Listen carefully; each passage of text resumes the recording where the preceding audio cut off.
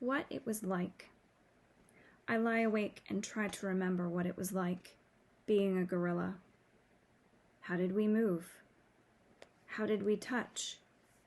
How did we know who was boss?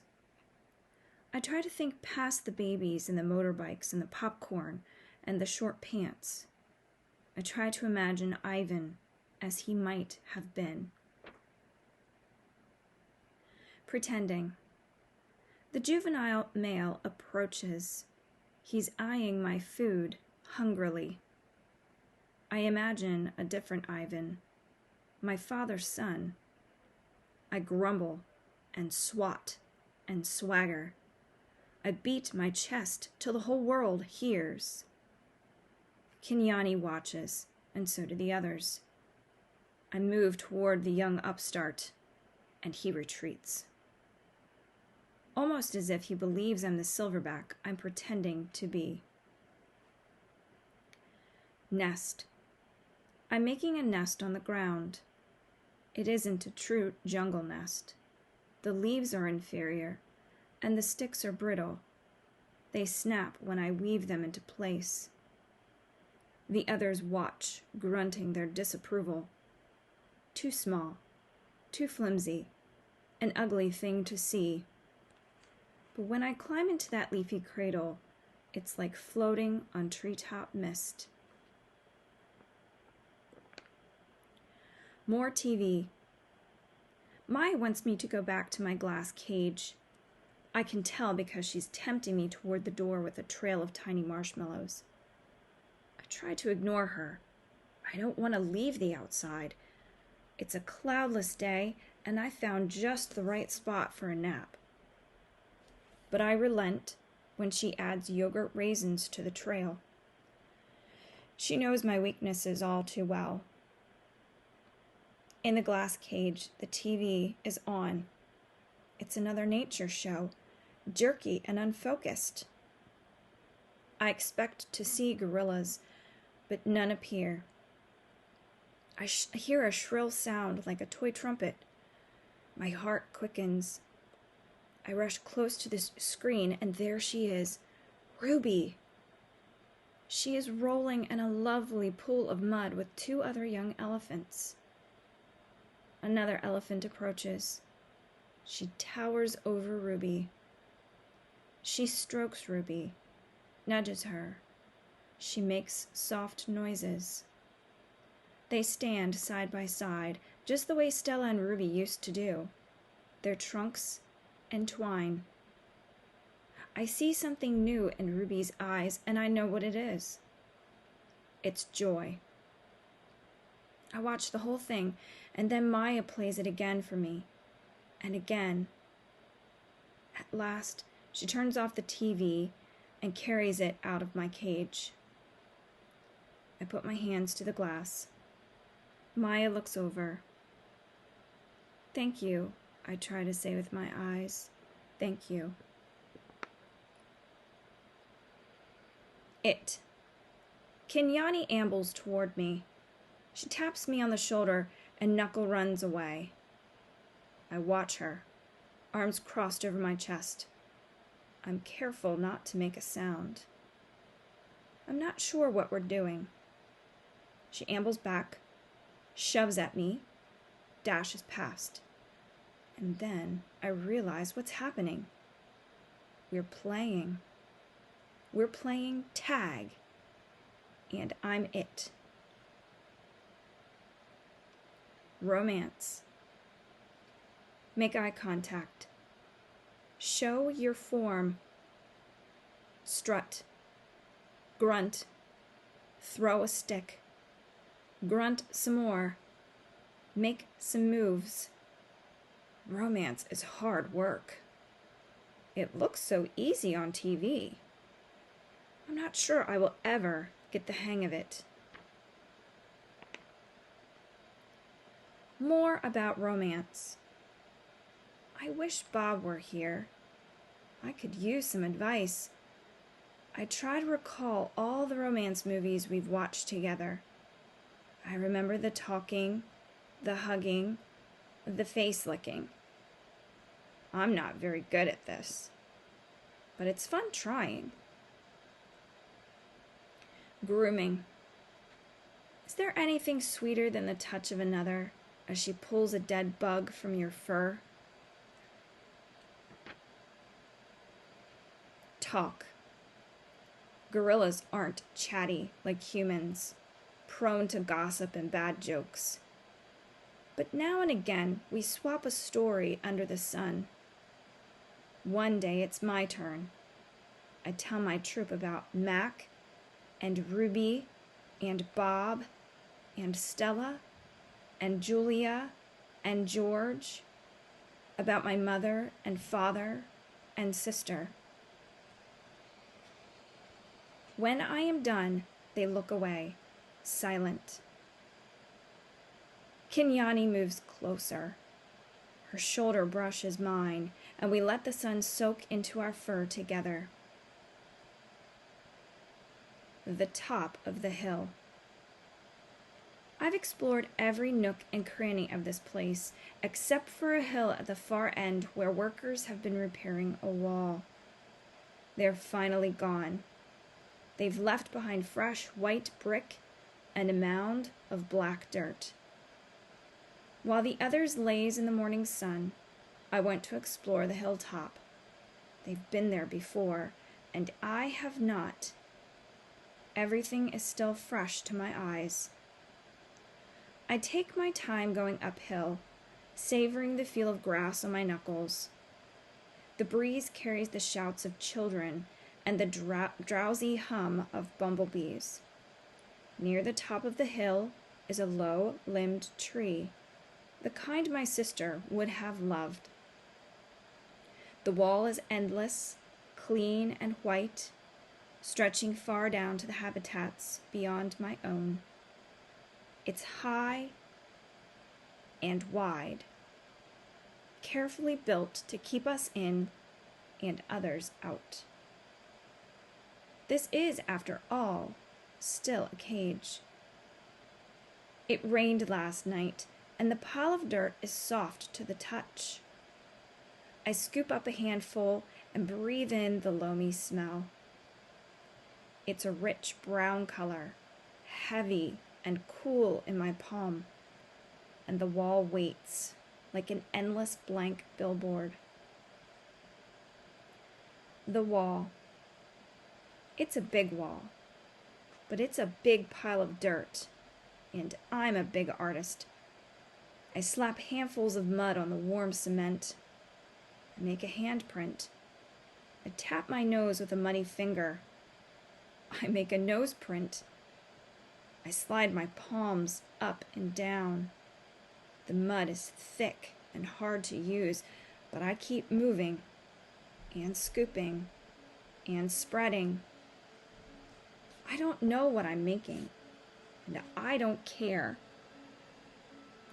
I make swoops and swirls and thick lines, figures and shapes, light and shadow. I'm an artist at work. When I'm done, I step back to admire my work, but it's a large canvas, and I'd like to get a better view. I go to the thick-limbed tree and grab the lowest branch. I try to swing my legs. Oomph! I land hard. I'm too big to climb, I suppose. I try again anyway, and this time I pull myself onto the first limb, gasping for breath. One more limb, two, and I can't go any further. Perched halfway up the tree, I see my troop, still dozing contentedly. I take in the wall, splattered and splashed with mud. Not much color, but lots of movement. I like it. Feels dreamy and wild, like something Julia might have made. From my seat in the tree, I can see beyond the wall. I see giraffes and hippos. I see deer with legs like delicate twigs. I see a bear snoozing in a hollow log. I see elephants safe. She's far away, belly deep in tall grass, with others by her side. Ruby. She's here, Stella, I whisper. Ruby's safe, just like I promised. I call to Ruby, but the wind tugs at my words, and I know she'll never hear me. Still, Ruby pauses for a second, her ears spread wide like tiny sails. Then, with lumbering grace, she moves on through the grass. Silverback. It's a cloudy evening, chill and drizzly. Dinner is on its way, but I don't care. At night, we sleep in our den, but I'm always the last to head inside. I've been inside long enough. This time of day, there aren't many visitors, just a few stragglers leaning on the wall that separates us. They point, take a couple photos, then head over to the nearby giraffes. One of the keepers is beckoning. Reluctantly, I turn to go. Out of the corner of my eye, I see someone running. I pause. It's a girl with dark hair, lugging a backpack. A man follows behind, racing to catch up. "Ivan!" the girl yells. "Ivan!" It's Julia. I scramble to the edge of the wide moat that skirts the wall. Julia and George wave to me.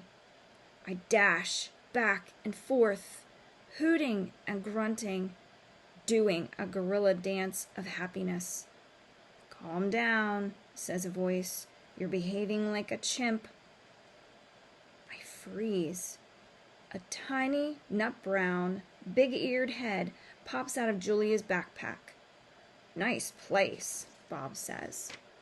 "Bob," I say, "it's really you." "In the flesh." "How? Where?" I can't seem to find any words. George's job at the zoo doesn't start till next month, so he and Julia made an agreement. She's walking 3 extra dogs to cover my food. And get this, they're all poodles. "You said you didn't want a home," I say. "Yeah," Bob says, "but Julia's mom likes my company, so I figure I'm doing everybody a favor. It's a win-win."